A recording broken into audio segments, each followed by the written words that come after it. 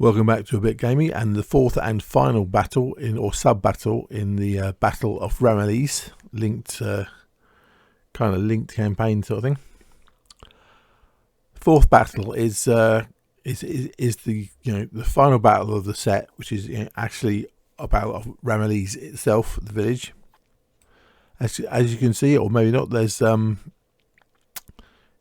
Ramillies. It's like on the lower edges of a slope heading up into the onto the kind of the ridgy ravine type bit that's on the left flank. So yeah, it's on a slight bit of slope with open ground beyond that, where the victor from the third battle can send some cavalry over from that section of the front. But it's basically a low ridge with a village on it. That's the basic terrain. So, the fourth battle in the Battle of Ramillies. So you've got the British lined up on the right, and the French on the left. And the general idea, you've got the ridge going on in the kind of centre. That leads up to the taller ridge on the left flank. And you've got a few bits and pieces around, but flat plain up on the ridge to where the village is, village of Ramillies. I've got these bases that I'm going to turn into village bases somehow. Not sure how yet, but these are 4 by 6 inches rather than 5 by 5, so that's close enough. So I'm going to put some buildings on there, or try and make a kind of pretty diorama thing. I don't know if it's big enough, but we'll see.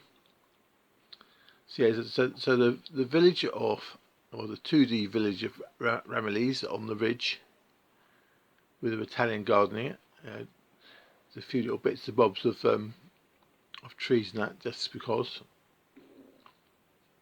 The main thing about this in terms of the terrain is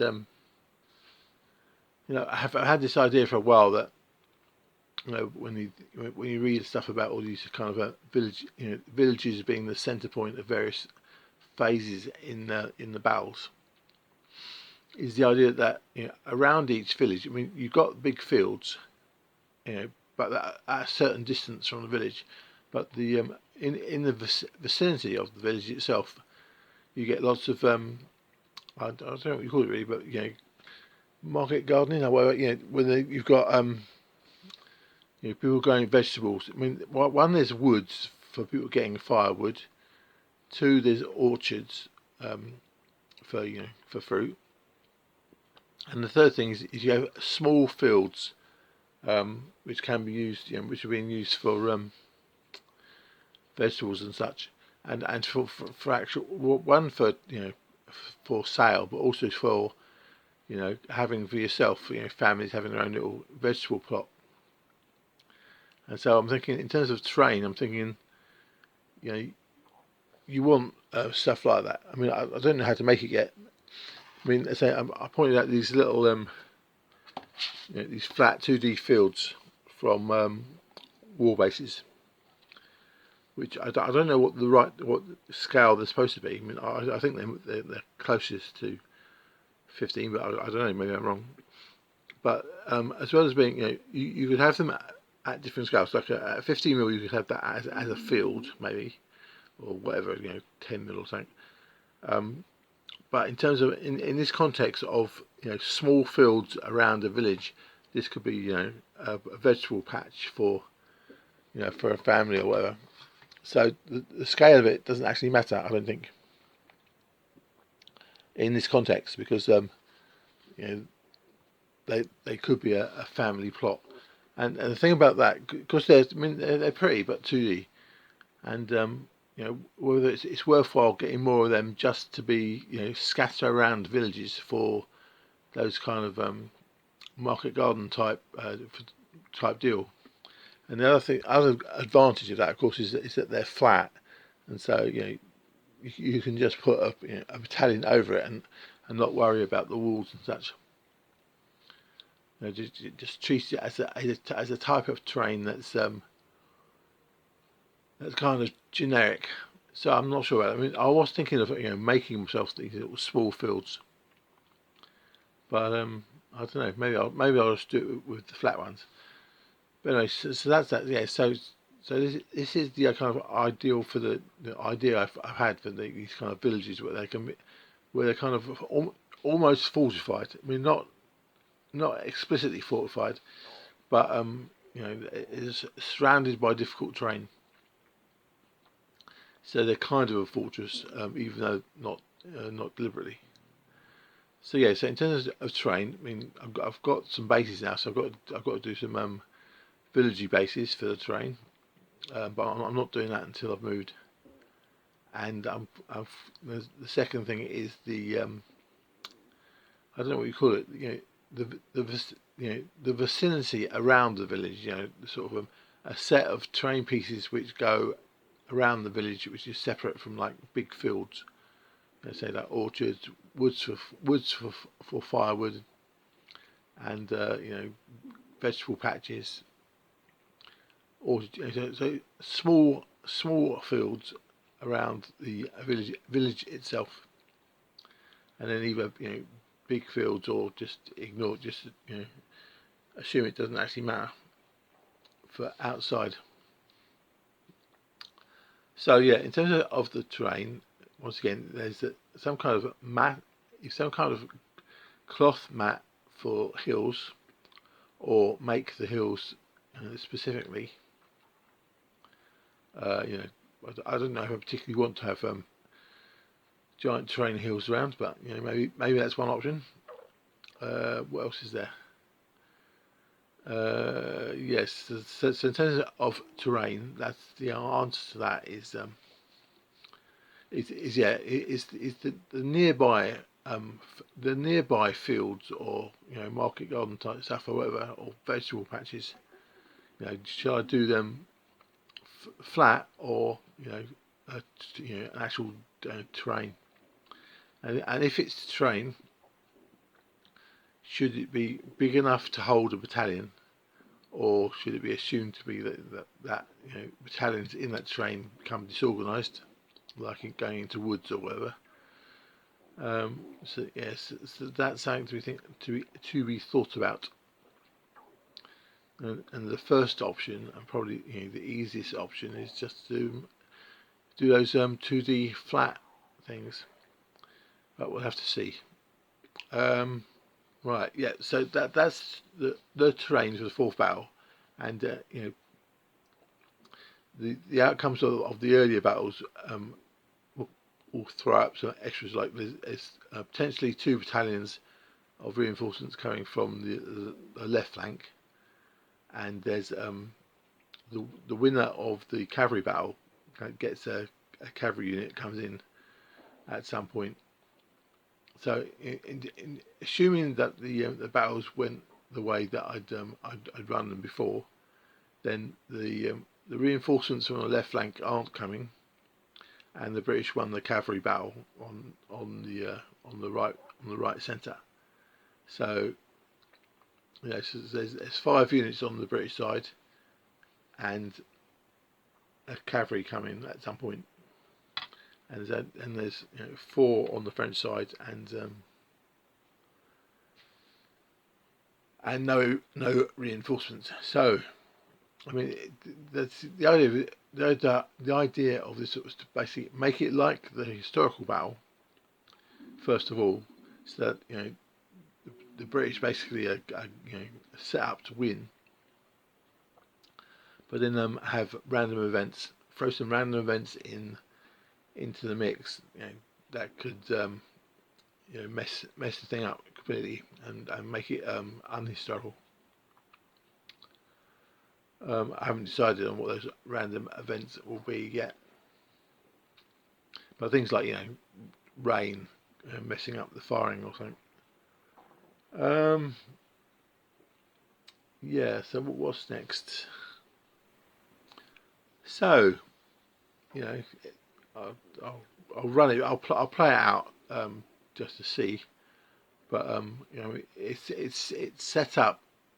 You know, the British are going to win because of the previous battles. But I'll play it out. I'll play it out anyway, just to see if that works out. Well, no, just play it out anyway, just for fun. But yeah, it's given me a clear idea of all the things I need for to do these battles,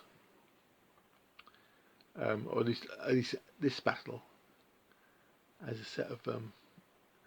set of linked games. Okay, just sort of show the my rather rubbish smoke. Just I did for the World War II stuff. It's just bits of I don't know, bits of some kind of paper scrolled up on cardboard. So it's not going to be, the final thing is going to be proper long blocks of cotton wool.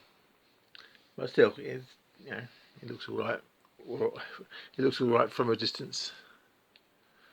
So where was I? Village on fire from the cannon. Bang, bang, bang, all over.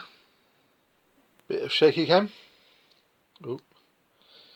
Yeah, so that's that one. Lost 4, so they're going. The village is still on fire and eating away the guys on there. 3 gone there. 1 and 2 there. He's okay, he's just they're blasting away, 2 each there. So yeah, so that one's gone. So the British cavalry come on. The reward from Battle 3. Everyone's blasting away. All of them are on 3 wounds now. So the 4th one will make them go.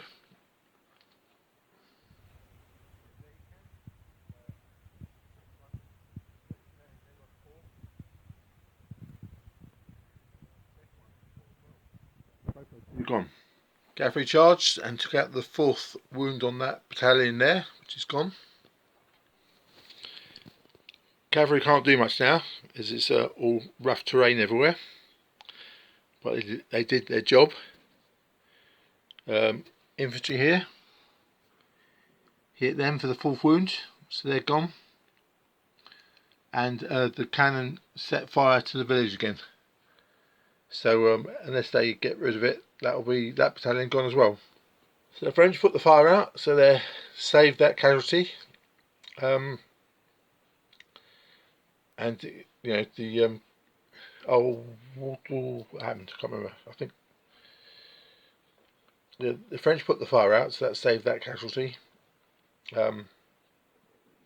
Yeah, the cavalry can't do anything, so there's just them there, and them on three coming down to the wire. The historical win happened. Okie doke. So final thoughts. It's okay. It's okay. It was quick, which is you know, part of the 1 hour war games thing. Although it's, yeah, I'm not using exactly the same rules. The casualties pretty huge. Yeah, so it's good. I mean, I said there's visual improvements, which I've got a list of now. And yeah, no, it's okay. It's quick, because the thing about it is it's not as satisfying as a big battle on a big table. But you know, 3 or 4, you know, you could easily do 2 in an afternoon or an evening. So yeah, over a weekend, you could do those 4 battles. You know, probably even in one evening, really. Who knows? But I'd say definitely over 2 evenings you could do those 4 battles, and that would be your Ramillies. And it, you know, works out quite well. You know, again, for me, doing it solo, you want to have a lot more random events to maybe not a lot more, but you need some random events to even it up, because it's definitely set up to go to to fulfill the historical way it went. When it's set up so that the British should win or British and Allies should win with the way it's set up, but then have random events which can change everything, can completely mess it up. So yeah, so I'm pretty pleased with that. As a test run. I mean, not as a proper battle report or anything. But yeah, so do some more terrain pieces. Get a green cloth maybe for the hills, and some proper smoke. Yeah, no, it's pretty good, pretty good. And so basically, would I advise it? Yeah, I would advise taking historical battles and splitting it into into a kind of linked campaign. It's a campaign over the same day, but still a kind of campaign where the individual sub battles give an advantage to the later battles. Yeah, okay, to a bit. Some final general thoughts on the ideas of doing this. Like if you've got 28mm figures and you want to pretend, or rather you want to play large kind of battle games, or you have a tendency to want to do that, how does this work out? Using 28mm figures on a 3-foot table by breaking battles into small chunks and and playing them as a battle, but on a small table with a small chunk of units.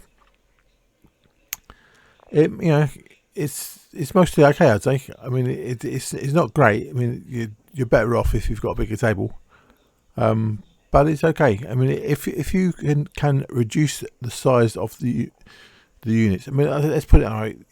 If you've got a small table, it's better if you're using small figures or doing skirmish games. You can do skirmish games with 28mm figures easily enough, or you can do slightly bigger kind of battle games using 15mm or 2mm or whatever size you've got that's small. But personally, I don't like painting the very small figures. I can just about do 15 or 20mm for World War II because the uniforms are much simpler. But for anything colourful like Napoleonics, I find I need them to be the figures to be a decent size, and so the only option you've got then is to reduce the size of the keep the 28mm figures, but reduce the size of the units. So which is done here with having like these 12 figure battalions or 6 figure cavalry battalions. So it's doable, but it's still pretty cluttered. It's not a lot of room for manoeuvre.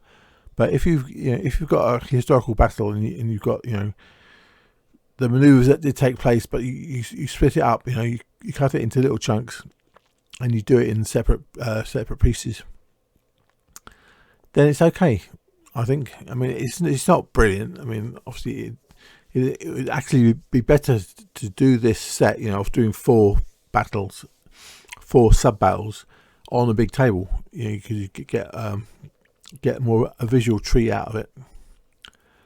But I think overall it's not bad. I mean, if you have smaller units, so 28mm figures in smaller units, and cut the battle into little chunks, then it's quite good in my opinion.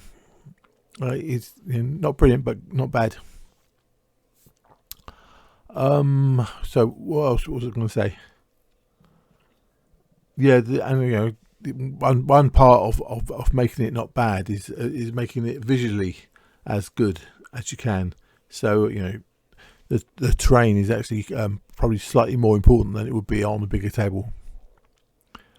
On a bigger table with more and more units and more scope for manoeuvre, you can maybe do okay with not worry so much about the terrain. But in my case, I want to make it look as good as possible given the limited number of units on the table. Yes, I think it's okay. I'm quite taken with the general process. Quite good to have the figures out and all done, and not a bad idea, I'd say. Yeah, so overall I'd say that's was quite a successful idea. There's more to be done on it, say more bits of terrain and more units to add. Because I want dragoons and dismounted dragoons and some light units as well. Plus I've got my mad plan to have lots of extra cavalry, but yeah, it's okay, definitely okay to good. Yeah, ramble. I think that's it. Okay, to a bit.